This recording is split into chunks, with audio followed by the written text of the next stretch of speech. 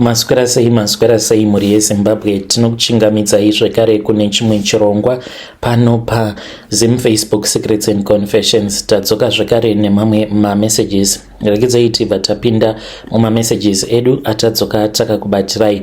Message yedu yekutanga yakamira sekudai so. Mwenzi makadi zvenyu mukoma, ndinokumbirawo kuti munge muchindiposterawo nyaya yangu makavika chitupa changu. Ndauyawo pano ndiine confession yangu iyo yandiinayo, uye zvekare confession yangu iyo yakamira sekudai so. Ininiwo ndiri mudzimai uye zvekare ndine makore 32 years ekuberekwa. Mukoma, pavana vose avo vandakazvara hapana kana umwe chete zvake. Vana ava ndakavapiwa neimwe ex-boyfriend yangu. Ndakachata mune zvakanaka mushure mekunge ndachata nemurume wangu. Then that was when patakabva tachizogara makore handichatauri. Ndinotya kuti zvimwe kuda vamwe vanokwanisa kuzobata nyaya yacho, saka tagara kudaro nomwana. Mukoma, ndakabva ndizonzi namai nerimwe zuva, saka iwewe uri kufunga kudii nemereji yako? Zviri nani kuti unge uchidzoka kumba sezvo zvaramba, haisi mhosva yako. Mukoma, ndakabva ndati kwete, hazviite. Saka tiri vanhu vekuti takangokwirirawo muchechi zvekuti kunyangwe izvezvi murume wangu haatomborina tarisiro yekuti ndinganzi ndingaenda kun'anga kana kumaprofita. So then that was when pandakazongoenda kune vamwe madzibaba ndikabva ndavaudza kuti ndainge ndazama nepose pandainge ndichigona napo kuti ndinge ndichizvarira murume wangu mwana, asi zvainge zvaramba. Zvino ndainge ndisingachazivi kuti ndozvifambisa sei. Saka ivo madzibaba ava vakabva vachizoti vainge vaine umwe uyo wavainge vachiziva aiita zvekuuchika vakadzi. Ndakabva ndaenda kuya, ndakabva ndachizouchikwa navo gogo ivavo. Zvino vakati vandibatsira, vakabva vanditi chidzokera kumurume wako nekuti uchati uchingosangana naye uchazviona kuti nhumbu inobva yabata, plus uchaita vana vatatu. Ndozvavakataura apo patainge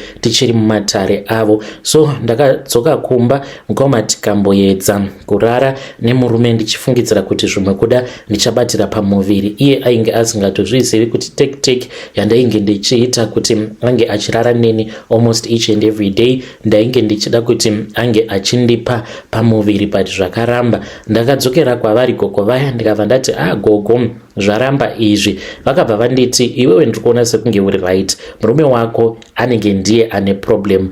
Vakangondipa umwe mushonga, but havana kundiudza kuti mushonga uyu wainge uri wekutondipandudza. Vakazotondiudza mushure mekunge ndadzokera kumba kwavo. Ndikati gogo, ini ndakabhaisa. Vakati neiko muzukuru? Ndikavaudza kuti ndainge ndakasika bonde neex-boyfriend yangu ende ndainge ndatova nepamuviri. Vakazondiudza kuti mushonga uyo wavainge vakandipa mushonga iwoyo wekuti moyo wangu unge uchipanduka, because ipapo I never even thought kuti ndingazosvika pakurarana neumwe murume asiri murume wangu. So ndakadzoka kumba ndikashandisa mushonga uya, but kana ukagara wangoudzwa kuti murume wako there is a possibility yekuti iye haakwanisi kukupa pamuviri, unongotanga kungofunga. Unenge wava kuti kana ukangoona murume zvake anenge achizvifambira apa nestress yekushaya mwana, unenge wava kungozvibvunza kuti kana kuri kunzi ndikangoitawo rudo rwekuba ndobva ndarara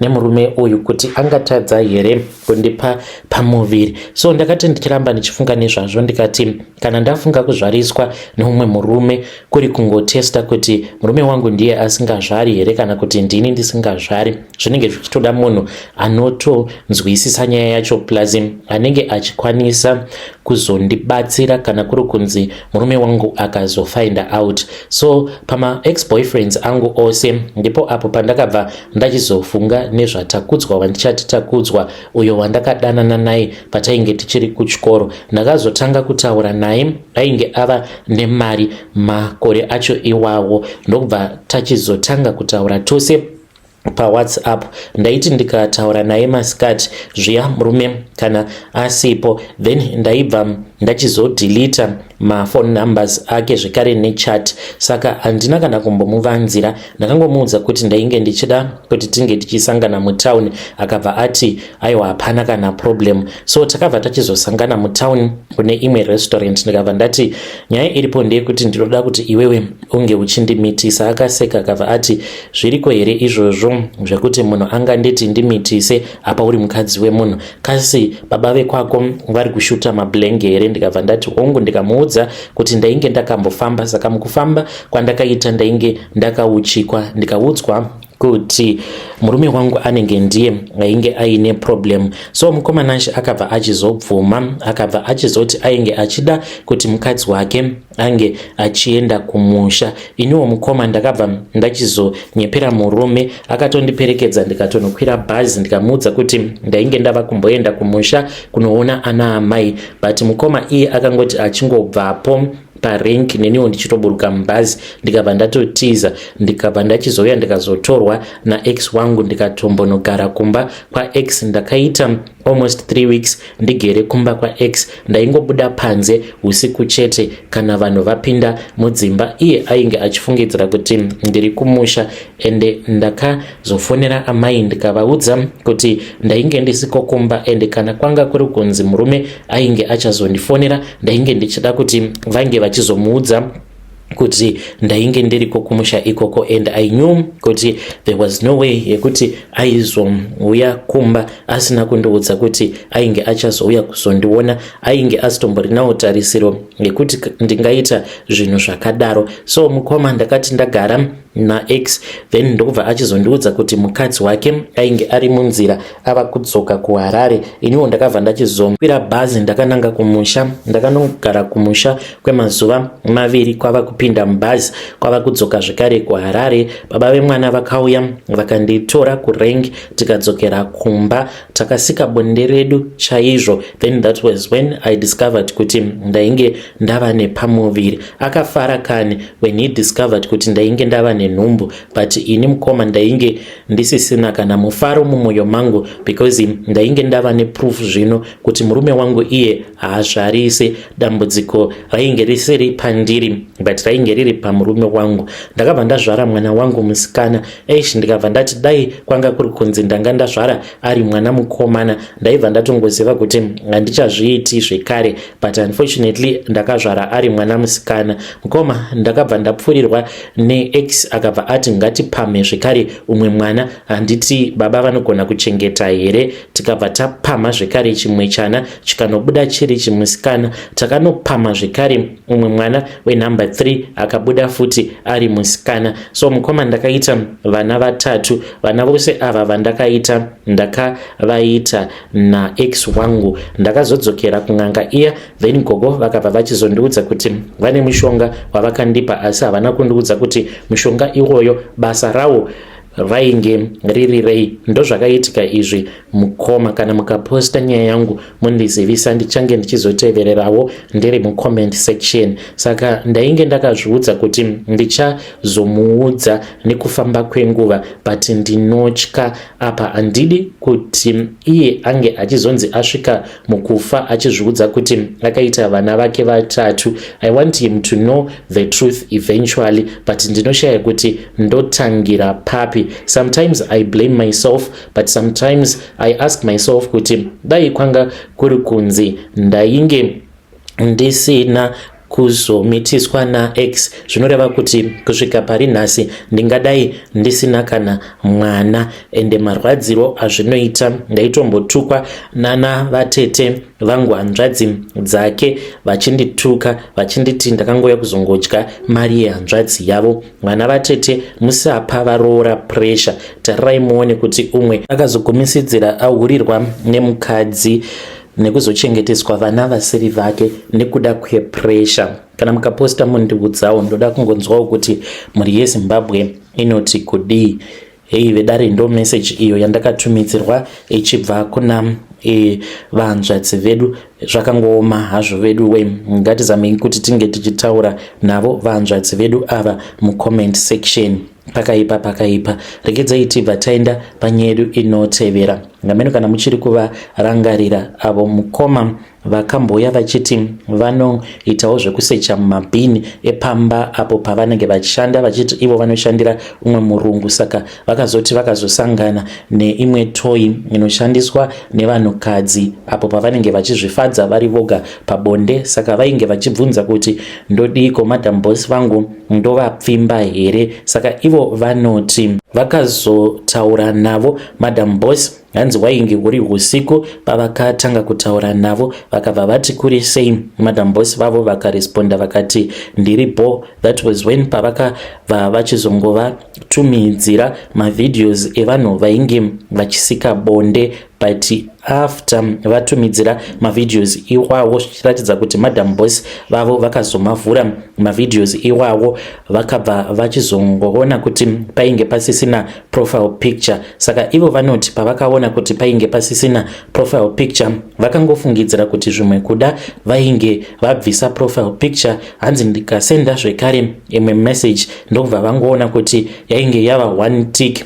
Then that was when mangwana acho pavakabva vachizoudzwa nemurungu wavo kuti chimbomira basa, ndichazokudaidza kana ndava kuda kuti unge uchizouya kubasa. Saka ivo vari kuti zvinoratidza kuti madam boss vavo vakabva vachizoudza murungu uyo wavanoshandira. Saka hanzi mukoma handitorinawo pekutotangira, ndiri kungoitawo zvimapiece job, but ndipo pavamire apa. Ngatizamei kuti tinge tichitaura navo mucomment section. Mukoma vedu ava zvakangooma hazvo vedu we. Regedzai tibva taenda panyedu inotevera. Nyedu inotevera yakamira sekudaiso. Hanzi makadi zvenyu mukoma, ndinokumbirawo kuti muge muchindiposterawo nyaya yangu makaviga chitupa changu. Ndauyawo pano ndiine confession yangu iyo yandiinayo. Ininiwo ndiri mudzimai ndinoitawo basa rekutengesa munomu muSouth Africa. Ndinotengesa zvakasiyana kubva kunzungu, nyemo nezvakangosiyana.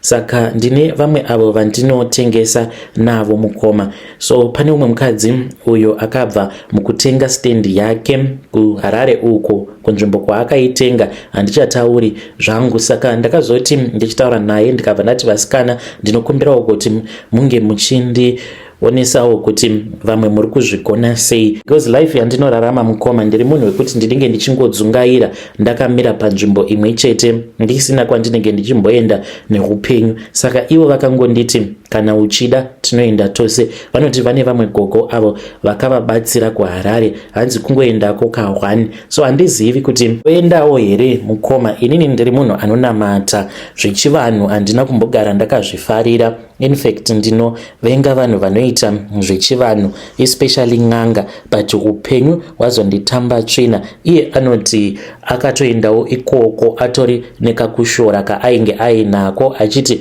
but gogo vaya kuti vangandibatsira here, handizojoiniswi zvesatanism here, because ainge achinamatawo zvekare. Saka akaendako in secret, murume wake asingatozvizivi. Mushure mekunge abatsirwa ndipo pavakabva vachizoenda vose, vakabva vachizobatsirwa vakatotenga machira avo aya anoshandiswa nevanhu vanoita zvechivanhu. Zvekare murume wacho atova netsvimbo iyo yaanogara nayo mumba, nekuti akanzi anofanira kuti ange achitenga tsvimbo yaanogara nayo mumba, tsvimbo yatateguru vake. Ndo zvainge zvakavhara izvozvo kuti vasakwanisa kubata mari, kana vakabata mari vasakwanisa kuita kana zvinoonekwa muupenyu hwavo. Saka kubva zvavakazobvako kwagogo vacho ivavo, mukoma akati zvinhu zvakabva zvachizotanga kuvafambira mune zvakanaka. Anoti havana kana mishonga yavakambopiwa,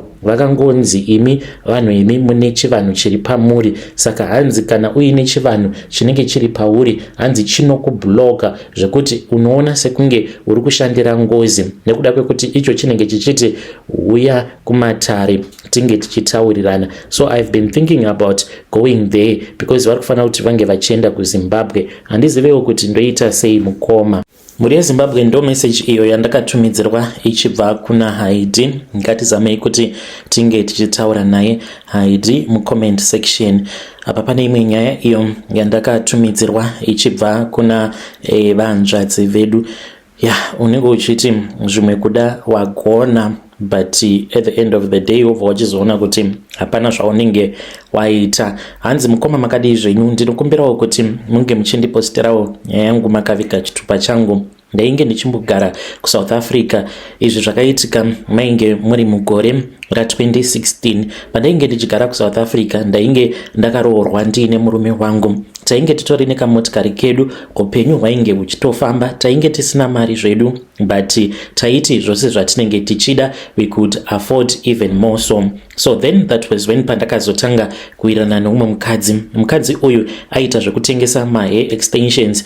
Saka ndaiwanzokuenda kushop kwake ndichinotenga. Ainge ari wekuGhana, aindifarira zvisingaiti. So one of these days akabva achizouya kusaluni kwangu. Akati auya kusaluni kwangu, that was when patakabva tachizotanga kutaura. Saka pakuzonotaura apa akabva achizondiudza kuti iye ainge achida kuti ndinge ndichizouya kuchechi kwavo. Ndikabva ndaenda kuchechi kwavo. Ndaenda kuchechi kwavo, that was when pandakatongoona kuti zvinhu zvainge zvichiitwa muchechi imomo itori satanism pachezvayo. Saka handizivi kuti enhau yekuti ndichangosvikapo pachechi ipapo pane umwe asha akauya akandipa mvura yekunwa. Apa chechi iyi mukoma yainge ichitongopindirwa pane imwe imba, but imba iyoyo yainge yakanaka iri kumaSuburbs. Saka takangoti tichingosvika tikabva tanzi vose vatanga kusvika pano simudzai maoko, ndokubva tachizonzi tinge tichinwa mvura, but mvura iyi waiti kana ukainwa wokuchukudza mumukanwa mako, wobva waisvipira zvekare muglazi iroro, wobva wachizoipa umwe munhu. Ndine hangu ndakatanga kuinwa. Mukomana She ndainge ndava kutonakidzwa nezvose zvainge zvichiitwa muchechi imomo, zvekuti ndakazongoramba ndichiendako kuchechi ikoko nemurume takazorambana. This was after ndazofind out kuti yainge itori satanism, zvine urombwa mukati. Ndikanzi ndinge ndichiramba murume wangu. Ndakabva ndachizoramba murume, ndikazongotanga kungorarama upenyu hwangu as a single mother. Upenyu hwainge waoma zvino. Saka ndaiti kana ndikakumbira mari kumukadzi uya aibva anditi nguva yekuti unge uchiita mari ichati zvayo yakwana, uchaona kuti uchaita mari yakawanda sei. Saka ndakabva ndachizonzi kana ndichida kuitawo mabusiness semabusinesses awo ainge ainawo muSouth Africa, ndaifanira kuti ndige ndichichekeresa amai vangu. Ndakapiwa mari yandakanzi ndinge ndichitenga coffin. Ndakabva kuSouth Africa ndikabva ndachizouya kuno kuZimbabwe. Ndauya kuno ndikanzi ndinge ndichitenga coffin. Ndakatoenda ndikanotenga coffin. Apa ndainge ndichigara muHarare. Ndakangotanga kungolojawo pamwe pamba. Ndakanzi ndinge ndichifamba ndakapfeka ring, ende pamba ipapo pandainge ndichazogara vanhu vepo vanenge vasingagaripo, zvekuti ndaikwanisa kuzoita zvose zvandainge ndichinzwa kuda pasina kana anenge achindibvunza. So ndainge ndichigara kucottage. Mushure mekunge ndatenga coffin ndakahaya motikari. Saka varume ava ivo vainge vaine twin cab yavo. Ndainge ndakagara kumashure mushure mekunge taisa coffin kupickup kuya. Then motikari yakati ichifamba, varume ava ndakangovabata pamapendekete. Ndikabva ndati handina mari yandichakupai. Vakabva vati tagara isu tiripo pakungokubatsira, hatina mari yatiri kutomboda.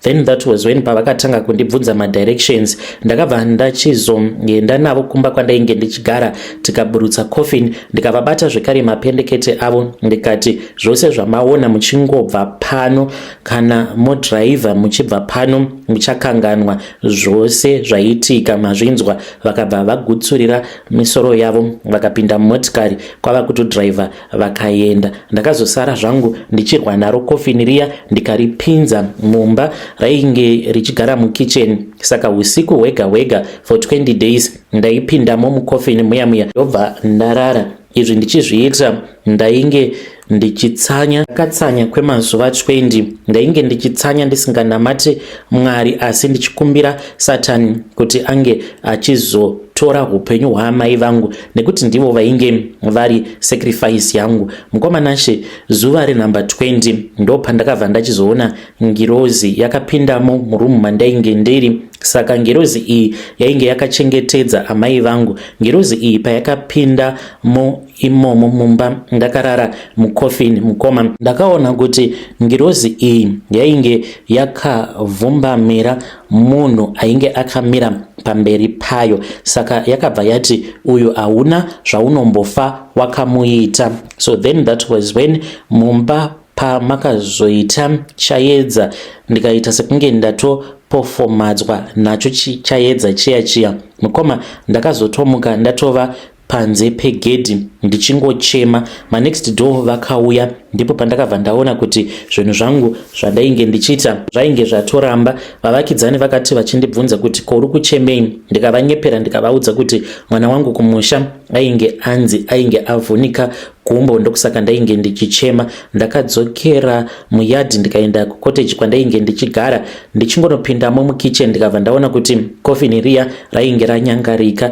Then ndo pandakabva ndachizonzwa voice rakataura richiita sekunge rainge riri mumadziro, sekunge mainge muine munhu ainge ari mumadziro. Munhu uya akabva achizoti kwandiri name hidden, achindidaidza nezita rangu, akabva ati ndiwe here? Ndikati hongu mambo wangu ndini, zvino ndoita sei zvazvadai? Ndikabva ndanzi zvainge zvaramba kuti ndinge ndichipfuma nekuda kwekuti upenyu hwamai vangu hwainge hwakachengetedzwa nengirozi yandainge ndaona. Ndakarohwa usiku hwose mukomanashe nevanhu vandainge ndisingaoni. Ndikazoita wiki rose ndakangozvivharira mumba ndisingakwanisi kana kufamba, ndisingadi kana kuonekwa kana nani zvake, ndakazvimba kufesi kwese uku. That was when pandakazobvapo pamba ipapo ndakangoita zvekungotiza because kana mari yerent yekuti ndige ndichibhadhara ndainge ndisisina. Ndikabva ndaenda kumusha, ndakagarako kumusha mukoma, then ndikabva ndachizodzoka muHarare. Pari zvino ndava kuita zvekushanda, ndinoshanda samaid. Vedare, ndo message iyo yandakatumidzirwa ichibva kuna evanzvadzi vedu. Naimiko zvazvinotyisa, hanzi mukoma ndakambounganidza mari. Mushure mekunge ndaunganidza mari ndakaenda paRoadport ndikakwira munhenzva. Passport yangu ndainge ndava nemazuva ndisingaione. Mushure mekunge ndataura nemamwe mafriends angu kuti ndainge ndava kuda kudzokera kuSouth Africa. Saka sezvo ndainge ndiine passport, ndakangoti ndinongoda mari yebhazi nekungondindisa kana 1 month, then ndozoita plan ndasvika muJoburg. Passport yangu ndakaishaya. Then ndashaya passport, ndakabva ndachizotaura neumwe driver akazondiudza mari yainge ichidiwa sezvo ndainge ndisina passport, kuitira kuti vange vachizosvika neni muJoburg ndisina kusungwa. Then ndakabva ndachizoti ndawana mari kwava kuenda kuRoadport ndikanopinda mubhazi. Takabvapo paRoadport, zvino takati tadarika paZBC tava pane rimwe garaji painge paine vamwe vainge vachifanira kuti vange vachizotakura vainge vachiuyawo kuJoburg. Vanhu ivavo mukoma vainge vaine mamonaki avo, saka vakati vari busy vachiisa mamonaki muya munogara luggage. Ndipo pandakabva ndachizonzwa voice rakati kwandiri ndaifanira kuti ndinge ndichizoburuka mubhazi, otherwise bhazi rainge richazoita accident ende munhu wose ainge achifanira kuti ange achizofira passport kunze kwangu inini. Then ndokubva ndaburuka mukoma. Ndakangoburuka ndichita sekunge pane zvandainge ndichida kutenga, ndikabva ndatotiza. Vakandimirira kusvika vaneta ende ainge achizama kundifonera ndisingabati foni. Saka ndo yainge iri warning yekuti kuSouth Africa handichatodiwi kuonekwa ikoko. Ndiyo confession yangu, kana mukaposta mozondizivisawo ndichange ndichizotevererawo ndiri mucomment section. Muri yeZimbabwe ndo imwe message iyo yandakatumidzirwa ichibva kuna vahanzvadzi vedu. Zvakangooma hazvo vedu we.